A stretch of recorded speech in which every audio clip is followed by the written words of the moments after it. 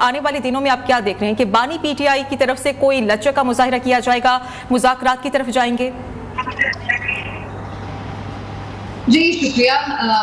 मुझे तो गुफ्तगू सुन के ऐसे लगा कि जैसे पाकिस्तान तहरीक इंसाफ से पहले तो मुल्क में दूध और शहद की नहरें बह रही थी और सब बहुत एक दूसरे के साथ इज्जत और एहतराम से पेश आते थे और कभी किसी ने सुना ही नहीं था कि गाली नाम का भी कोई लफ्ज होता है और ये अचानक सब कुछ रिवील हुआ है। तो देखिए मेरा ख्याल है हक़ाइक़ से चश्मपोशी नहीं करनी चाहिए। सबको मालूम है 80s 90s में कैसी सहाफत होती रही है, कैसी सियासत होती रही है और किस तरह की ज़बान इस्तेमाल की जाती रही है असम्बलियों में और कैसे कैसे एक दूसरे के खिलाफ किरदार कशी की जाती रही है। मुझे उसमें जाना नहीं है। बहरहाल ये एक अफसोसनाक पहलू है हमारी सियासत का, जो पहले भी था, जो अब भी है, जो नहीं होना चाहिए, जो हर जमात की तरफ से है, जो नहीं होना चाहिए। पहले तो ये चीज। बाकी जो ये बात अगर हम कहें कि जी किसी की तर्ज सियासत से बिल्कुल इख्तिलाफ है, उसकी राय से भी इख्तिलाफ हो सकता है, लेकिन मेरा ख्याल है किसी भी सियासी जमात को हम मुल्क दुश्मन को बहरहाल डिक्लेयर नहीं कर सकते, इसलिए कि ये पाकिस्तान की सबसे बड़ी जमात है और इसको पाकिस्तान का सबसे बड़ा इस वक्त वोट हासिल है।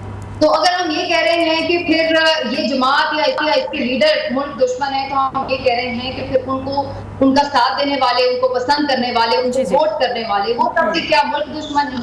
क्या आप अवाम के इज्तिमाई शऊर की तौहीन कर रहे हैं कि उन्हें मालूम नहीं कि कौन मुल्क के साथ सगा है और कौन मुल्क के साथ सगा नहीं है, कौन मुखलिस है, कौन मुखलिस नहीं है? तो देखिए हमें मेरा ख्याल है थोड़ी संजीदगी और मेच्योरिटी का मुजाहरा करना चाहिए। पाकिस्तान तहरीक इंसाफ इस मुल्क की एक बड़ी सियासी जमात है, एक हकीकत है, एक सूबे में उसकी हुकूमत है, 2 सूबों में वो बड़ी ऑपोजिशन पार्टी के तौर पर इस वक्त मौजूद है। अगरचे कि अभी जो फॉर्म 47, 45 के मामला है वो अपनी जगह, लेकिन अगर फॉर्म 47 के मुताबिक भी देख लें तो वो इस वक्त भी पाकिस्तान ज्यादातर जेस्चर यही जा रहा है कि गालम गलोच का जो कल्चर है वो फिरोग दिया गया है ज्यादातर पीटीआई की तरफ से। आज भी पंजाब असेंबली में जो सूरत हाल पैदा हुई, लेकिन इस चीज को कहीं ना कहीं तो रोकना है ना। अगर ये गालम गलोच उसकी तनकीद बराए तनकीद हो रही है, तनकीद बराए इस्लाह का जो माहौल है वो पैदा होता हुआ नहीं दिखाई दे रहा। देखिए मैं तो प्लेनली आपको कह चुकी हूँ कि ये हर जमात की तरफ से है। ख्वाजा आसिफ साहब क्या क्या नहीं कहते रहे हैं पंजाब असेंबली में भी, कौमी असेंबली में भी और पंजाब असेंबली में भी क्या क्या कुछ नहीं होता रहा है। मुझे वो बातें रिपीट करने का ना तो शौक है और ना मैं करना चाहती हूँ, लेकिन हक़ाइक़ सबको पता है। वहाँ पर भी क्या कुछ कहते रहे हैं, खवातीन के लिए किस किस्म के रिमार्क्स आते रहे हैं। और मैं ये भी नहीं कह रही कि पीटीआई नहीं कहती, पीटीआई के भी लीडर्स की तरफ से कहा जाता है। और जहाँ तक अगर आप वोटर सपोर्टर की बात करें तो वो भी बिल्कुल उसी तरह से मामला है कि आप देख लें तो आपको पाकिस्तान तहरीक इंसाफ के भी वोटर सपोर्टर बहुत गलत और बातें और बड़ी नाजायज तनकीद करता नजर आते हैं और PMLN के भी अब इससे मुस्तस्ना नहीं है। बल्कि मुझे हैरत इस बात पर होती है कि जो ज्यादा गालम गलोच करने वाले अकाउंट्स हैं उनको मरियम नवाज साहिबा लीडरशिप खुद फॉलो करती है। ये मेरे लिए हैरत अंगेज बात है कि आप चलिए यहाँ तक तो समझ में आता है कि कोई वोटर सपोर्टर अपनी मर्जी से आके किसी को फॉलो करे, गाली दे, उसको मेरी बात नहीं पसंद आई, वो कुछ कह दे, लेकिन हैरत अंगेज तौर पर अगर वो 1000-1500 फॉलोअर्स वाला छोटा सा एक अकाउंट हो और उसको मरियम नवाज फॉलो कर रही हो तो मेरे लिए अलबत्ता ये जरूर एक हैरत अंगेज बात है। तो इसमें इस तमाम में तो खैर सब रहते हैं, इसलिए इसके ऊपर हम किसी एक को ब्लेम नहीं कर सकते। मेरे ख्याल से तमाम जमातों को चाहिए कि इस चीज को यहाँ पे खत्म किया जाए और मुल्क की कौमी मफाद के लिए मिलकर बैठे। माजिद की 100 रोजा कारकर्दगी को भी हम डिस्कस करेंगे, अवाम कितना मुतमईन दिखा रहे हैं और अवाम की कौन सी तवक्कुआत हैं जो अभी पूरी हो चुकी हैं और बाकी यकीनी तौर पर कहा जा सकता है कि अभी तो अवाम की बहुत सी तवक्कुआत हैं। बिजली के मसाइल हैं और महंगाई के मसाइल हैं जो कि हल तलब हैं। इस पर समीना पाशा साहब मैं आपसे गुफ्तगू का आगाज करूंगी। इस मामले पर आप कैसे देख रही हैं, अवाम की तरफ से जो मुतालबात किए जा रहे हैं कि महंगाई को कम किया जाए और इस हुकूमत के 100 रोजा परफॉर्मेंस को आप कैसे कहेंगी?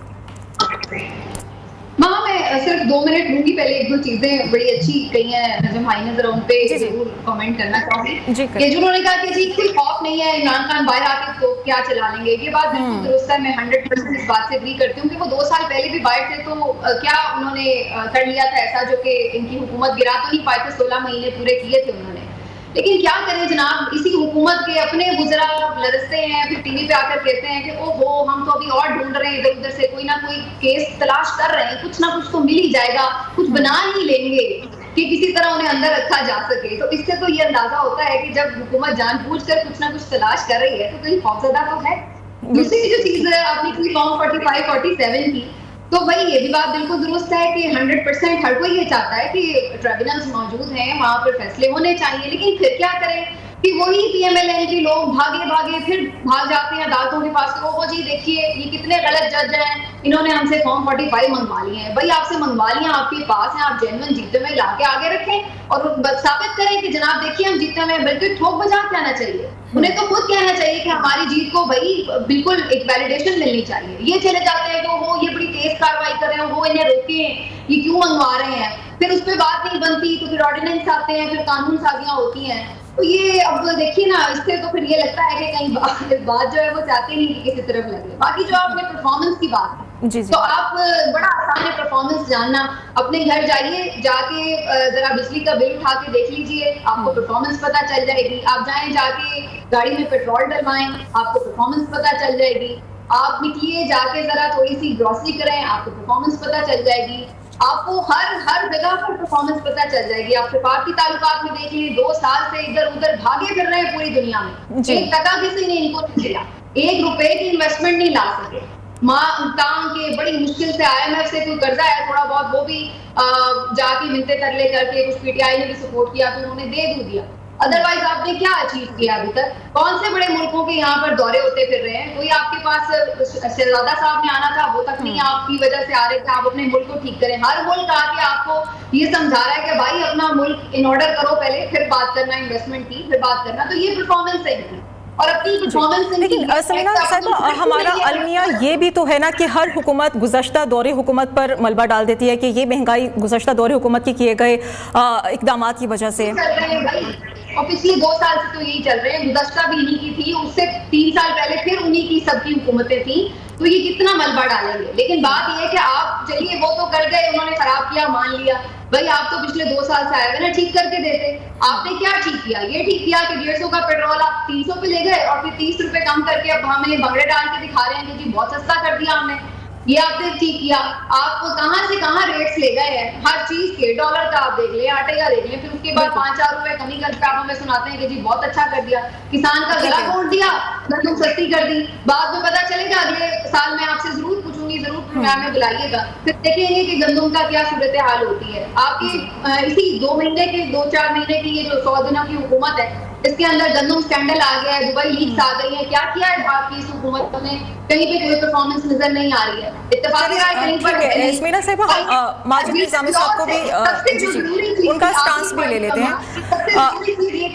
पैगाम आएगा, वो क्या आया है कि आपका हर दूसरा मुल्क आके आपको कह रहा है कि आपके मुल्क में स्टेबिलिटी है, तो ये स्टेबिलिटी नहीं है। बिल्कुल माजिद निज़ामी साहब, पहले तो वो ख्वाजा आसिफ की तरफ से जो कहा गया है कि बानी पीटीआई की रिहाई से गवर्नमेंट को कोई खतरा नहीं, आपको वाकई लगता है कि जो गवर्नमेंट है वो बेखौफ है बानी पीटीआई अगर रिहा होते भी हैं? और दूसरा ये कि 100 रोज़ा कारकर्दगी पर आप क्या कहेंगे? क्या प्लस पॉइंट्स रहे और अवाम कितना मुतमईन दिखाई दे रहे हैं हुकूमत की 100 रोज़ा कारकर्दगी से?